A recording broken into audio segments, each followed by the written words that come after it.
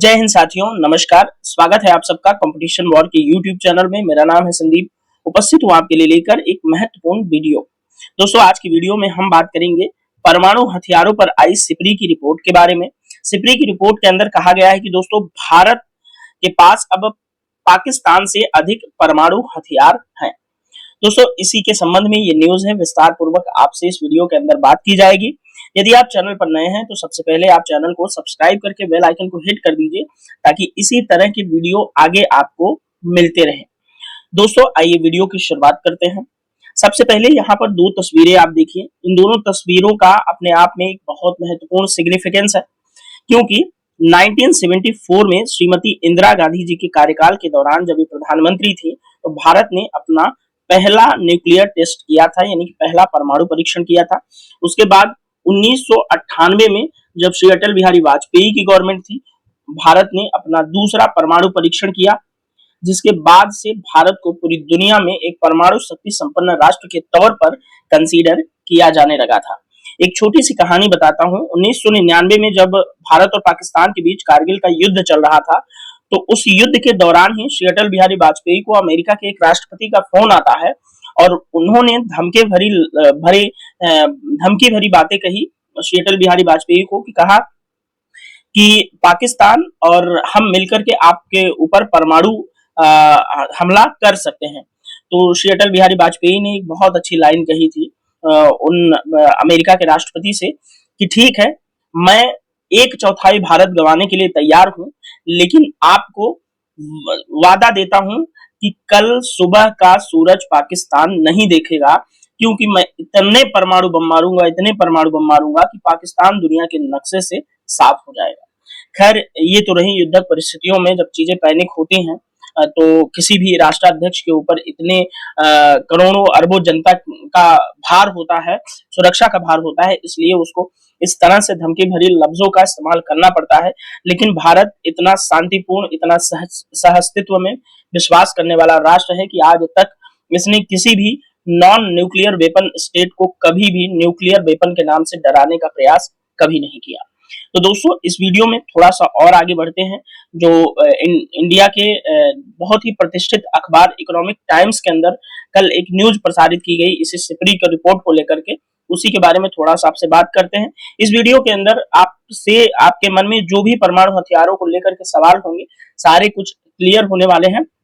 तो आइए वीडियो के मेन पेज की तरफ आगे बढ़ते हैं।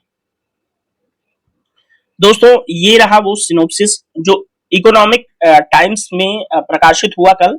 इकोनॉमिक टाइम्स अखबार ने कहा कि according to the latest report, the arms tracker SIPRI, India's nuclear weapon stockpile has exceeded Pakistan for the first time in 25 years. इस जो इंग्लिश की ये जो लाइन है, उसका मतलब ये है कि सिपरी की नई रिपोर्ट के अनुसार, जो कि आर्म्स यानी कि हथियारों को ट्रैक करती है, उसमें कहा गया कि भारत के न्यूक्लियर वेपन्स स्टॉक के अंदर पहली बार इन 25 वर्षों में पाकिस्तान से अधिक हथियार आए हैं। यानी कि पाकिस्तान से न्यूक्लियर वेपन के मामले में 25 वर्षों में प्रथम बार इंडिया आगे बढ़ा है। With India's now estimated to process 172 warheads compared to Pakistan 170, यानी कि इंडिया जो है पाकिस्तान की अपेक्षा, पाकिस्तान सिर्फ 170 वारहेड्स बना सकता है, लेकिन भारत 172 परमाणु हथियार बना सकता है। The report also highlighted that China has recently elevated its nuclear weapon readiness, placing warheads on high operational alert and firing them with long-range missiles for potential short notice strike, making a significant development in its nuclear strategy. China के बारे में इस report के अंदर ये कहा गया कि पिछले कुछ दिनों में चाइना ने अपनी न्यूक्लियर कैपेबिलिटीज में काफी ज्यादा बढ़ोतरी की है। उसने ऐसी ऐसी मिसाइलों का विकास किया है जो लॉन्ग रेंज मिसाइलें हैं, और जो परमाणु हथियारों की स्ट्राइकिंग कैपेबिलिटी है, उसको भी चाइना ने बहुत महत्वपूर्ण रूप से आगे बढ़ाया है, और उसने अपनी न्यूक्लियर स्ट्रेटजी में काफी ज्यादा महत्वपूर्ण रूप से विकास किया है इन दिनों में। फॉर द फर्स्ट टाइम वही बातें इंडिया के संदर्भ में लिखी गई हैं। ठीक है, ये सब सारी चीजें आप लोग खुद से देख सकते हैं। जो न्यूज थी मैं आपको बता चुका हूं। चलिए वीडियो में थोड़ा और आगे बढ़ते हैं। दोस्तों यहाँ पर समझिए कि सिपरी क्या है। सिपरी दोस्तों स्वीडन के स्टॉकहोम में स्थित एक संस्था है जो अंतरराष्ट्रीय स्तर पर हथियारों के संबंध में रिपोर्ट प्रस्तुत करता है समय समय पर। सिपरी का फुल फॉर्म होता है Stockholm international peace research institute, इसको सिपरी कहा जाता है। दोस्तों भारत परमाणु हथियारों के मामले में पाकिस्तान से आगे निकल गया है। हिंदी में भी कुछ यहाँ पर कंटेंट है, आप लोग देख लीजिएगा। भारत के नए हथियार लंबी दूरी के हैं और चीन पर निशाना साध सकते हैं। तो भारत मुख्य रूप से चाइना को लेकर के अपने परमाणु हथियारों के विकास पर ध्यान दे रहा है। पाकिस्तान उसके लिए अब बहुत बड़ा टास्क नहीं रह गया है, इस रिपोर्ट के अंदर ये बात कही गई है। दोस्तों सिपरी के मुताबिक पिछले साल तक भारत के पास 164 परमाणु हथियार थे, तो यानी कि एक सालों में काफी बड़ी बढ़ोतरी 8-9 हथियार हम बना पाए हैं जो कि परमाणु जो है वेपन है। वहीं दोस्तों अमेरिका और रूस समेत 9 देशों ने बीते एक साल में अपने परमाणु हथियार के जखीरे को आधुनिक करने पर काम किया है, क्योंकि आप जानते हैं रशिया यूक्रेन के मुद्दे पर सीधा सीधा टक्कर अमेरिका और रूस के में चल रही है। और कई बार ये न्यूज भी निकल करके आई है कि कभी रशिया एक्सरसाइज करता है न्यूक्लियर वेपन्स की, कभी अमेरिका कहीं अपनी परमाणु पनडुब्बी लगाता है, कहीं कुछ होता है, कहीं कुछ होता है, कुछ न कुछ इस तरह की चीजें सामने आती रहती है। तो इसलिए इन सब चीजों को जो सिनेरियो चल रहा है वर्ल्ड के अंदर उसको ध्यान रखते हुए अमेरिका और रूस भी अपने परमाणु अर्सनल को बड़ी तेजी से जो है एक्टिव मोड में ला रहे हैं। दोस्तों इन देशों ने परमाणु क्षमता वाले कई नए हथियार भी तैनात किए हैं। रूस और अमेरिका की बात चल रही है। और पाकिस्तान दोनों ने 2023 में नया न्यूक्लियर डिलीवरी सिस्टम बनाना जारी रखा है, यानी कि भारत और पाकिस्तान लगातार अपने परमाणु हथियारों के विकास पर ध्यान दे रहे हैं। भारत एक तरफ पाकिस्तान से मुकाबला करने के लिए परमाणु हथियारों पर फोकस कर रहा है, तो वहीं दूसरी तरफ लंबी दूरी तक हमले में सक्षम हथियारों पर जोर दे रहा है। यह पूरी चीन को कवर करता है। देखिए भारत के पास वैसे तो कई तरह की परमाणु क्षमता है, वैसे तो भारत न्यूक्लियर ट्रायड है, यानी कि हवा से, जमीन से और पानी से, तीनों जगह से परमाणु हथियार को चला देने में सक्षम है, यानी कि न्यूक्लियर स्ट्राइक कर सकता है भारत तीनों स्थानों से। लेकिन भारत के पास मुख्य रूप से 2 मिसाइलें जो कि अग्नि है, अग्नि मिसाइल और ब्रह्मोस मिसाइल, ये न्यूक्लियर कैपेबल मिसाइल्स है। अब ब्रह्मोस मिसाइल अगर हम किसी एयरफोर्स के फाइटर जेट में इंडक्ट करके एलओसी के पास खड़ा कर दें तो लगभग एरियाज को कवर कर लेगी ब्रह्मोस मिसाइल, क्योंकि इसकी जो मार करने की दूरी है ये 350 से 450 किलोमीटर के आसपास की है। अगर इसको पाकिस्तान के बॉर्डर एरिया पर खड़ा कर दिया जाए तो ये आराम से पाकिस्तान में स्थित टारगेट को हिट कर सकता है। और ये दोस्तों सबसे बड़ी खास बात यह है कि अगर ब्रह्मोस को पाकिस्तान और चीन दोनों के साथ के खिलाफ तैनात कर दिया गया तो इन दोनों देशों के पास ब्रह्मोस का कोई तोड़ उपलब्ध नहीं है, क्योंकि ब्रह्मोस ऑफिशियली कंसीडर की जाती है दुनिया की फास्टेस्ट स्पीड मिसाइल। और दूसरे हैं अग्नि मिसाइलों को मुख्य रूप से अग्नि 5 और अग्नि 6 मिसाइलों का जो विकास हो रहा है वो चाइना को ध्यान में रखकर हो रहा है, क्योंकि चाइना का क्षेत्रफल एक तो बहुत बड़ा है। अगर हमें उसकी बीजिंग यानी कि राजधानी पर हमला करना है तो हमें निश्चित तौर पे एक लंबी दूरी के हथियार की जरूरत पड़ेगी। तो उस वैसे परिस्थिति में अग्नि 5 नाम की मिसाइल, जिसकी दूरी जो है मार करने की क्षमता 5 से 8 हजार किलोमीटर है, तो आराम से लगभग चीन को ये अग्नि 5 कवर कर लेगी। और अग्नि 6 जब आएगी तो वो 12,000 किलोमीटर तक मार करने में सक्षम है, तो आधे यूरोप को भी आराम से कवर कर सकेगी। दोस्तों दुनिया भर में अभी तक 3904 परमाणु हथियार या मिसाइलें या एयरक्राफ्ट तैनात हैं। और टोटल हथियारों की बात करें, परमाणु हथियारों की, तो किस किस के पास कितने हैं, यहाँ पर एक चार्ट आपको दिख रहा है। रूस के पास सबसे अधिक परमाणु हथियार हैं, यानी कि 90% के आसपास परमाणु हथियार सिर्फ नहीं, 90% तो नहीं कह सकते आप, काफी बड़ा परसेंटेज है। 5580 परमाणु हथियार रूस के पास है। अमेरिका के पास 5044 हथियार हैं, यानी कि रूस के पास सबसे अधिक परमाणु हथियार हैं। चीन के पास 500 परमाणु हथियार है। फ्रांस के पास 290 है। ब्रिटेन के पास 225 है, भारत के पास 172 है, पाकिस्तान के पास 170 है, इसराइल के पास है 90 और नॉर्थ कोरिया यानी कि किम जोंग उन के पास है 50 परमाणु हथियार। ठीक है, तो ये आप थोड़ा सा ध्यान रखिएगा, पूछ सकता है कि किस देश के पास कितने परमाणु हथियार हैं। दोस्तों स्वीडन के थिंक टैंक के सीनियर फेलो हैं हैंस क्रिस्टेंसन, इन्होंने बताया कि इस वक्त चीन जो है अपने एटमी हथियारों का जखीरा बाकी देशों की तुलना में बड़ी तेजी से बढ़ा रहा है। सिप्री का कहना है कि रूस यूक्रेन जंग होने के बाद से परमाणु हथियारों की जानकारी देने प्रति पारदर्शिता जो है वो घटी है। सिप्री की रिपोर्ट ये कहती है कि जब हम सर्वे करने के लिए दुनिया के देशों के राष्ट्राध्यक्षों या उनसे संबंधित व्यक्तियों से बात करते हैं कि आप बताइए कि आपके पास कितने परमाणु वेपन्स हैं, तो अब लोग पूरी तरह से बताना पसंद नहीं करते या अपनी जानकारी को पूरी जाहिर नहीं करते, छुपाते हैं। तो अब इन पर भी, इन आंकड़ों पर भी आपको डाउट होना चाहिए कि पता नहीं ये आंकड़े फर्जी तो नहीं है। हो सकता है कि इन आंकड़ों में कुछ प्लस माइनस हो, रूस के पास कुछ ज्यादा हो, अमेरिका के पास कुछ ज्यादा हो, या चीन के पास कुछ कम हो, फ्रांस के पास कुछ ज्यादा हो, या भारत के पास कुछ और हो। तो ये सब चीजें थोड़ा फ्लक्चुएशन इसमें हो सकता है। ठीक है दोस्तों, यहाँ पर कुछ बातें न्यूक्लियर वेपन से रिलेटेड है, न्यूक्लियर की हिस्ट्री से रिलेटेड है। जैसे सिप्री की रिपोर्ट बता रही है कि दुनिया परमाणु हथियारों की युद्ध की आशंका की तरफ बढ़ती जा रही है। जैसे दुनिया के सबसे घातक माने जाने वाले परमाणु हथियार या न्यूक्लियर वेपन सामूहिक विनाश के ऐसे हथियार हैं जो तबाही मचाने के लिए न्यूक्लियर एनर्जी का इस्तेमाल करते हैं, परमाणु ऊर्जा का इस्तेमाल करते हैं। अब न्यूक्लियर के विकास की बात करें तो अमेरिका के रॉबर्ट ओपनहाइमर को परमाणु बम का पिता कहा जाता है। एक मूवी भी आई थी हॉलीवुड की, ओपनहाइमर। अगर परमाणु बमों के बारे में आपको जानना है कि उसका विकास कैसे हुआ दुनिया में, प्रथम बार अमेरिका ने किस तरह से जो है रशिया को पछाड़ते हुए यानी कि सोवियत रूस को पछाड़ते हुए पहले खुद परमाणु हथियार बनाए, तो उसके पीछे अहम रोल जो है ओपनहाइमर का है। ओपनहाइमर को ही परमाणु बम का पिता कहा जाता है। दोस्तों, दुनिया का पहला परमाणु परीक्षण जो है 16 जुलाई 1945 को अमेरिका के न्यू मैक्सिको के अंदर हुआ था। ये इतिहास की कुछ बातें हैं। न्यूक्लियर वेपन दो तरह के होते हैं, एक तो स्ट्रेटेजिक होता है, दूसरा होता है प्रैक्टिकल।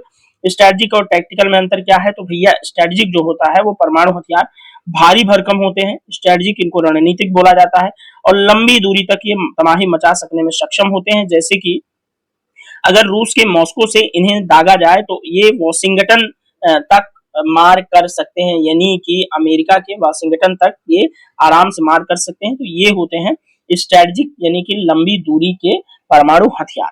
टैक्टिकल की बात करें तो टैक्टिकल न्यूक्लियर वेपन जो होता है दोस्तों, वो अपेक्षाकृत कम वजन वाले होते हैं, यानी कि स्ट्रेटेजिक की अपेक्षाकृत टैक्टिकल जो वेपन होते हैं परमाणु, वो कम वजन वाले होते हैं, कम दूरी वाले होते हैं। टैक्टिकल परमाणु हथियारों का इस्तेमाल कुछ किलोमीटर के दायरे में तबाही मचाने के लिए किया जा सकता है। तो आई होप आपको टैक्टिकल और स्ट्रेटेजिक वेपन के बारे में समझ में आया होगा। अब दोस्तों, ऐसे परमाणु हथियार भी बनाए जा चुके हैं जो कि स्ट्रेटेजिक और टैक्टिकल दोनों तरह के परमाणु हथियार के रूप में काम कर सकते हैं। जैसे कि अमेरिका का है B-61 परमाणु बम। कोल्ड वार के दौरान दोस्तों अमेरिका और सोवियत संघ ने हजारों की संख्या में टैक्टिकल और न्यूक्लियर वेपन तैनात किए थे। हालांकि युद्ध के मैदान में अब तक इनका कभी भी इस्तेमाल नहीं किया गया, लेकिन दुनिया के इतिहास में जब पहली बार परमाणु बम का इस्तेमाल किया गया तो वो किया गया 6 अगस्त 1945 को जापान के हिरोशिमा में, जब अमेरिका ने 15 किलोटन वाला न्यूक्लियर बम गिराया था जापान के हिरोशिमा शहर पे। आप जानते हैं कि उस समय 1939 से लेकर के 1945 तक द्वितीय विश्व युद्ध चला। 45 तक तो द्वितीय विश्व युद्ध इसी 6 अगस्त 1945 को परमाणु बम गिराते ही समाप्त हो गया और जापान ने सरेंडर कर दिया। उसके बाद इस तबाही कितनी भयंकर मची थी आप ये समझिए कि लगभग 3 किलोमीटर के एरिया में गंभीर तबाही हुई जापान के अंदर। 8 किमी तक के एरिया में इसका असर दिखा और 1.8 किमी के एरिया को पूरी तरह से तबाह कर देता है अगर 100 किलो टन का न्यूक्लियर वेपन जो है चल जाए किसी देश के ऊपर, और 5 किमी के एरिया को भारी नुकसान पहुंचाता है परमाणु हथियार। दोस्तों, न्यूक्लियर अटैक से पहले हिरोशिमा की आबादी 3.45 लाख थी और साल के अंत तक 1.40 लाख मौतें इस वेपन्स के इस्तेमाल के बाद उठे रेडिएशन से हुई और 70,000 लोगों ने जो है तुरंत अपनी जान गंवानी पड़ी उनको। और उसके बाद 6 अगस्त के बाद फिर 9 अगस्त 1945 को ही जापान के अंदर एक और परमाणु हमला अमेरिका द्वारा किया जाता है, जो है। और उन दोनों परमाणु वेपन्स का उन्होंने नाम दिया था, क्या दिया था? तो 6 अगस्त वाले को लिटिल बॉय बोला जाता है, 6 अगस्त 1945 को जो अमेरिका द्वारा चलाया गया, और 9 अगस्त को जो चलाया गया उसको फैट मैन बोला जाता है। तो लिटिल बॉय और फैट मैन, ये दो न्यूक्लियर वेपन से स्ट्राइक किया था जापान के अंदर अमेरिका ने। अब तक दुनिया में ये पहला परमाणु हमला हुआ था, उसके बाद से आज तक कभी हुआ भी नहीं। और दुनिया पूरी इस बात की दुआ करे ईश्वर से कि कभी इस तरह का वेपन जो है दुनिया में किसी भी युद्ध में इस्तेमाल भी न हो, तो ज्यादा अच्छा है, क्योंकि इसको मास डिस्ट्रक्शन वेपन बोला जाता है, मतलब सामूहिक विनाश का हथियार बोला जाता है। दोस्तों, यहाँ पर दुनिया के नक्शे के साथ हथियार नियंत्रण आयोग जो है उसकी एक जो है चार्ट है, जिसमें आपको दिखाया गया है कि दुनिया के किन देशों के पास परमाणु शक्ति है, यानी कि घोषित राष्ट्र हैं, कौन से देश संदिग्ध परमाणु शक्ति हैं और कौन से देश संभावित परमाणु शक्ति संपन्न है। तो सबसे पहले येलो लाइन की बात करें तो अमेरिका, रशिया, चाइना और इंडिया, ब्रिटेन और फ्रांस, ये घोषित परमाणु शक्ति संपन्न राष्ट्र हैं दुनिया के अंदर। और संदिग्ध परमाणु शक्ति संपन्न की बात करें तो, सॉरी, यहाँ पे घोषित परमाणु शक्ति में आप पाकिस्तान को भी ले लीजिएगा, ठीक है। संदिग्ध परमाणु शक्ति में बात करें तो इजराइल को अभी तक कंसीडर तो नहीं किया जाता, इजराइल और उत्तर कोरिया को, लेकिन इनके पास जो है परमाणु हथियार है। और संभावित परमाणु शक्ति है ईरान। आप सब जानते हैं कि अमेरिका लगातार परमाणु हथियार न बनाने के लिए ईरान पर प्रेशर डेवलप कर रहा है, लेकिन ईरान जो है लगभग 90% यूरेनियम को संवर्धित करने में कामयाब हो गया है। और बहुत ज्यादा अगर नहीं भी कहिए तो भविष्य में ईरान के पास परमाणु हथियार जरूर होगा, ठीक है। तो इस तरह से एक जो है खाका दुनिया के परमाणु हथियार संपन्न राष्ट्रों का आपके सामने आया। चलिए आगे बढ़ते हैं। पर हम इंडिया के वेपन ऑफ मास डिस्ट्रक्शन यानी कि परमाणु हथियारों के बारे में कुछ जानकारी आपसे शेयर करते हैं। जैसे यहाँ पर ये देखिएगा, स्वतंत्रता की पूर्व संध्या पर भारत में होमी जहांगीर भाभा के नेतृत्व में परमाणु कार्यक्रम की शुरुआत हुई थी। भारत के पहले प्रधानमंत्री जवाहरलाल नेहरू जी ने परमाणु के सैन्य उपयोग के पक्ष में ये नहीं थे, और अंततः आरंभ में परमाणु कार्यक्रम को सिर्फ असैन्य उपयोग तक सीमित रखा गया। परमाणु का असैन्य उपयोग क्या होता है? जैसे आप बिजली बनाने में उपयोग कर सकते हैं, ठीक है, और सैन्य उपयोग तो किसी देश पर हमला करने में किया जाता है। तो यहाँ पर भारत, ये विकिपीडिया से कुछ चीजें ली गई हैं, तो इसको देख लीजिए भारत के बारे में। तो India process nuclear weapons and previously developed chemical weapon, तो रासायनिक हथियार और परमाणु हथियार दोनों इंडिया के पास हैं और काफी ठीक ठाक साइज में भी हैं। 170 न्यूक्लियर वेपन बनाने में कामयाब है भारत। उसके बाद 1999 के बाद की चीजें बताइए, जब 1998 में पोखरण 2 हुआ उसके बाद, ठीक है। और ये सब चीजें हैं, बाकी कोई खास चीजें नहीं है। पोखरण 1 और पोखरण 2 हुआ 1974 में पोखरण 1 और 1998 में पोखरण 2 हुआ, याद रखिएगा। इंडिया इज दोस्तों member of 3 multilateral export control regime, यानी कि 3 जो है कंट्रोल रिजीम का सदस्य है भारत। जैसे एक MTCR का सदस्य है भारत, याद रखिएगा, मिसाइल टेक्नोलॉजी कंट्रोल रिजीम, और दूसरा वासेनार एग्रीमेंट, और तीसरा है ऑस्ट्रेलियाई ग्रुप। ये दुनिया के खतरनाक हथियारों पर जो है एक संधि है। It has signed ratified the biological weapons convention, यानी कि रासायनिक हथियारों के कन्वेंशन पर भी भारत ने जो है साइन किया हुआ है। केमिकल वेपन्स कन्वेंशन पर भी भारत ने साइन किया हुआ है। भारत के पास ह्यूज कोड ऑफ कंडक्ट है, यानी कि परमाणु नीति है, ठीक है। कंप्रिहेंसिव न्यूक्लियर बैन ट्रीटी जो है CTBT, उस पर भारत ने हस्ताक्षर नहीं किया है। और न्यूक्लियर नॉन प्रोलिफरेशन ट्रीटी पर भी भारत ने हस्ताक्षर नहीं किया है। भारत कहता है कि ये डिस्क्रिमिनेटरी है, ठीक है। और इंडिया जो है दोस्तों केमिकल वेपन्स वगैरह इसके पास है। साथ ही केमिकल वेपन्स के लिए OPCW नाम की जो ग्रुप है उसका भी भारत सदस्य है। तो यहाँ पर देखेंगे न्यूक्लियर प्रोग्राम स्टार्ट हुआ भारत का 1967 में, फर्स्ट न्यूक्लियर वेपन टेस्ट हुआ 1974 में, फर्स्ट फ्यूजन वेपन टेस्ट हुआ 1998 में अटल बिहारी वाजपेयी की गवर्नमेंट में, मोस्ट रिसेंट टेस्ट उसी टाइम पे हुआ था। ठीक है, तो ये सब सारी चीजें न्यूक्लियर वेपन के बारे में, भारत के हथियारों के बारे में ये चीजें हैं। और स्माइलिंग बुद्धा नाम दिया गया था। ठीक है, और अग्नि 5 जो है ये न्यूक्लियर कैपेबल मिसाइल है जिसकी रेंज है 7000 से 8000 किलोमीटर तक। ठीक है, ये याद रखिएगा, इंपॉर्टेंट होगा। चलिए और थोड़ा सा आगे बढ़ेंगे। दोस्तों 1998 में पोखरण में दूसरे परमाणु परीक्षण के पश्चात भारत ने स्वयं को परमाणु क्षमता संपन्न देश घोषित कर दिया। इसके साथ ही परमाणु नीति की भी आवश्यकता महसूस हुई। 1999 में परमाणु नीति का ड्राफ्ट प्रस्तुत किया गया। इसके 3 वर्ष से भी अधिक समय पश्चात सुरक्षा पर कैबिनेट कमेटी ने परमाणु नीति की घोषणा कर दी। याद रखिएगा, जो न्यूक्लियर डॉक्ट्रिन है वो भी भारत के पास है। इस नीति में सुरक्षा के लिए न्यूनतम परमाणु क्षमता के विकास की बात कही गई थी, जो कि न्यूक्लियर डॉक्ट्रिन है भारत का। भारत के न्यूक्लियर डॉक्ट्रिन यानी कि परमाणु नीति का क्या आधार है कि नो फर्स्ट यूज, यानी कि परमाणु अस्त्रों का हमला यानी कि उपयोग पहले नहीं करना, और हमला होने की स्थिति में कड़ा जवाब दिया जाना। नो फर्स्ट यूज के अंदर देखिए एक धमकी भी ये है कि पहले तो आप हमारे ऊपर परमाणु हथियार चलाइए मत, लेकिन अगर आपने गलती से चला दिया तो फिर आपने काल को न्योता दे दिया, यानी कि अब हम इतना मारेंगे कि दुनिया में कभी किसी ने परमाणु हथियार मारा ही नहीं होगा। तो ये एक धमकी भी है। स्वतंत्रता की पूर्व संध्या पर भारत में होमी जहांगीर भाभा के नेतृत्व में इस तरह की मतलब वही सारी चीजें फिर से रिवाइज हो रही।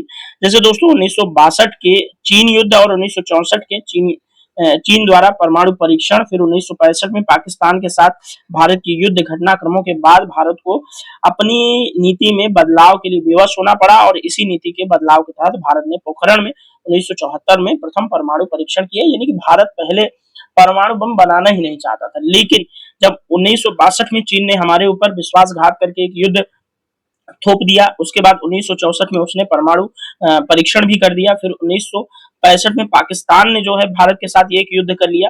फिर भारत की इतनी करोड़ जनता को सुरक्षा देना देश के राष्ट्राध्यक्षों की जिम्मेदारी बन गई कि अब भारत को किसी न किसी तरीके से परमाणु परीक्षण करना ही होगा। हालांकि अमेरिका जैसे आज ईरान के पीछे पड़ा है, हमारे भी पीछे पड़ा था।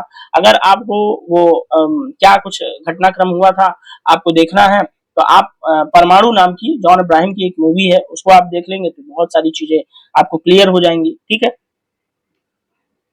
दोस्तों, परमाणु हथियारों के अप्रसार को लेकर के एक संधि है, इसकी चर्चा जरूरी थी, ये एग्जाम के अंदर जरूर आता है। तो न्यूक्लियर नॉन प्रोलिफरेशन ट्रीटी यानी कि एनपीटी। तो एनपीटी दोस्तों 1968 में हस्ताक्षर हुई, 1970 में प्रभाव में आई। 190 हस्ताक्षरकर्ता सदस्य हैं, और इसके अनुसार कोई देश न तो वर्तमान में और न ही भविष्य में परमाणु हथियारों का निर्माण करेगा। एनपीटी ये बात कहती है। हालांकि सदस्य देशों को परमाणु ऊर्जा के शांतिपूर्ण उपयोग की अनुमति है। अब एनपीटी के 3 लक्ष्य क्या क्या है, तो परमाणु हथियारों के प्रसार को रोकना, निशस्त्रीकरण को प्रोत्साहित करना, परमाणु तकनीक के शांतिपूर्ण उपयोग के अधिकार को सुनिश्चित करना। तो ये 3 जो है एनपीटी के उद्देश्य हैं, याद रखिएगा, इंपॉर्टेंट होगा। भारत दोस्तों उन 5 देशों में शामिल है जिन्होंने या तो संधि पर हस्ताक्षर नहीं किए अथवा बाद में संधि से बाहर हो गए, तो एनपीटी का मेंबर नहीं है भारत, याद रखिएगा, इंपॉर्टेंट होगा। भारत के अतिरिक्त दोस्तों पाकिस्तान, इजराइल, उत्तर कोरिया और दक्षिणी सूडान भी शामिल है। अब भारत एनपीटी पर साइन क्यों नहीं करता, तो भारत कहता है कि एनपीटी संधि जो है वो भेदभावपूर्ण है। ठीक है, अंततः इसलिए इसमें शामिल होना उचित नहीं। भारत का तर्क क्या है कि यह सिर्फ 5 शक्तियों यानी कि अमेरिका, रूस, चीन, ब्रिटेन और फ्रांस को ही परमाणु क्षमता का एक अधिकार प्रदान करता है। अन्य देश जो परमाणु शक्ति संपन्न नहीं है सिर्फ उन्हीं पर ये लागू होती है। इसलिए एनपीटी जो है वो पूरी तरह से भेदभावपूर्ण है, इसलिए हम इस पर साइन नहीं करेंगे। अब दुनिया में चूंकि 5 ही देशों के पास अगर न्यूक्लियर वेपन रहे तो ये जब चाहे तब नॉन न्यूक्लियर स्टेट को आराम से धमकी दे सकते हैं, तो भारत का भी तो तर्क जायज है ना। अब दोस्तों नेक्स्ट संधि है व्यापक परमाणु परीक्षण प्रतिबंध संधि यानी कि comprehensive nuclear test ban treaty, इसका नाम है सीटीबीटी। अब सीटीबीटी संधि जो है दोस्तों सभी प्रकार के परमाणु हथियारों के परीक्षण और उपयोग पर जो है प्रतिबंध लगाती है। यह संधि जिनेवा के निशस्त्रीकरण सम्मेलन के पश्चात प्रकाश में आई थी, और यह संधि 1996 में हस्ताक्षरित हुई, और अब तक इस संधि पर 184 देश हस्ताक्षर कर चुके हैं। तो दोस्तों परमाणु परीक्षण, परमाणु बम, परमाणु हथियारों को लेकर के दुनिया में जो भी अपडेट हो सकती है या जो भी आप परीक्षा के पॉइंट ऑफ व्यू से सोच सकते हैं, वो सारा कुछ इस वीडियो के अंदर समाहित करने का प्रयास किया गया है। यदि फिर भी कुछ छूट गया हो तो उसके लिए आप कमेंट बॉक्स में अपनी प्रतिक्रिया दर्ज कराइए। उसके बाद हम डिस्क्रिप्शन में और जो कंटेंट छूट गया होगा इससे संबंधित वो हम ऐड जरूर करने का प्रयास करेंगे। तो दोस्तों इस वीडियो में इतना ही, मिलेंगे नेक्स्ट वीडियो में। तब तक के लिए थैंक यू सो मच। आप लोग अपना ख्याल रखें, पढ़ते रहें और अपने लक्ष्य की तरफ निरंतर आगे बढ़ते रहें। जय हिंद।